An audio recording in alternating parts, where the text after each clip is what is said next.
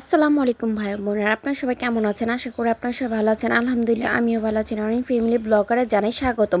আজকে কিন্তু কোনো বাসার ব্লগ দিব না, ডেইলি ব্লগ দিব না। আজকে কিন্তু দিব এই যে শপিং করতে যাচ্ছি ওই শপিংয়ের ব্লগ, কারণ সামনে কিন্তু ধামাকা ধামাকা ব্লগ আসতেছে। খুব সুন্দর সুন্দর ব্লগ দেখতেই কিন্তু চোখ রাখতে হবে নরিন ফ্যামিলি ব্লগারে। তো এইদিকে কিন্তু এই যে আমি কিন্তু একাই বের হয়েছিলাম, আপনাদের ভাইয়া দোকান থেকে আসবে।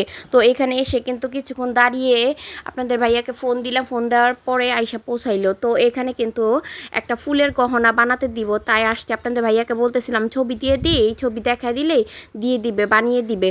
তো সে বলতেছে আমি বুঝবো না, তুমি আসো। তো আমি আসলাম, আসার পরে এই যে এখানে ফুলগুলো দেখে এত বেশি ভালো লাগতেছিল।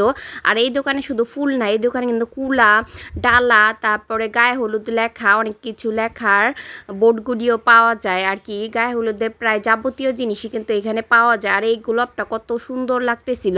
আর গোলাপগুলোকে স্বচ্ছ রাখার জন্যই কিন্তু এখানে গোলাপগুলোর ভিতরে কেমন একটা প্যাকেট করে প্যাকেটের ভিতরে রেখে দিয়েছিল, গোলাপগুলি যেন তরতাজা থাকে তাই। আর এই যে লাল গোলাপ, আপনাদের ভাইয়া বলতেছিল যে এই যে নাও লাল গোলাপ দিয়ে বানাও। আমি বলতেছি লাল গোলাপের তো আর্টিফিশিয়াল আমার গহনা আছে, তো লাল গোলাপের পরবো না, অন্য কোনো কালারের গোলাপ দিয়েই গহনা পরবো। আমি কিন্তু প্রথমবারের মতোই কিন্তু আমি ফুলের গহনা পরবো, কারণ আমার বিয়েতে কিন্তু কোনো কাঁচা ফুল আমি পরিনি। আমার বিয়েতে গায়ে হলুদ হয়েছিল 2বার, কিন্তু আর্টিফিশিয়ালি ফুল এই বাসার থেকেও দিয়েছিল, ওই বাসা থেকেও আমি পরেছিলাম, তাই আর পরা হয়নি। তো এখান থেকে অর্ডার দিয়ে কিন্তু চলে আসলাম।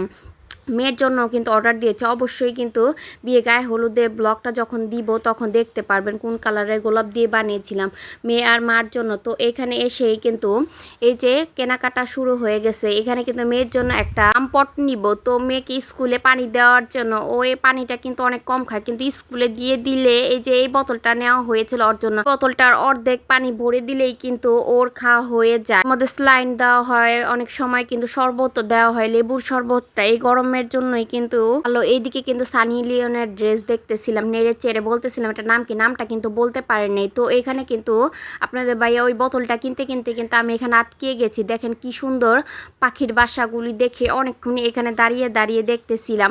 তো আপনাদের ভাইয়াকে বলছিলাম একটা কিনে দাও, তো অবশ্যই কিন্তু বললে সে ঠিকই কিনে দিত, কিন্তু আমি বলিনি। চকবাজার গেলে হয়তো বা এরকম একটা আনতেও পারি ঘরের জন্য।